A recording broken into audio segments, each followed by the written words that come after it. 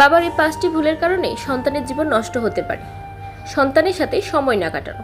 আজকের ব্যস্ত দুনিয়ায় অনেক বাবা মনে করেন টাকা উপার্জন করাই সন্তানের জন্য যথেষ্ট, কিন্তু সন্তানের সবচেয়ে বড় প্রয়োজন বাবার সময়, কথা, স্নেহ।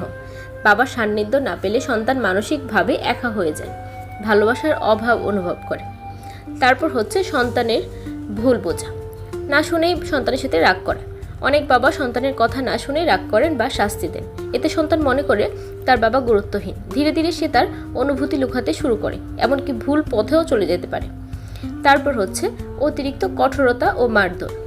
শৃঙ্খলা জরুরি, কিন্তু অতিরিক্ত কঠোরতা সন্তানের আত্মবিশ্বাস ধ্বংস করে দেয়। সে বাবাকে ভয় পায়, ভালোবাসে না। ভয়ভিত্তিক সম্পর্ক দীর্ঘস্থায়ী হয় না। অন্যের সন্তানের সাথে তুলনা করা। দেখো ও কত ভালো, তুমি পারো না কেন? এমন কথা সন্তানের মন ভেঙে দেয়। সে মনে করে সে ব্যর্থ, সে মূল্যহীন। তুলনা না করে উৎসাহ দিন, যাতে সে নিজের মতো বেড়ে উঠতে পারে।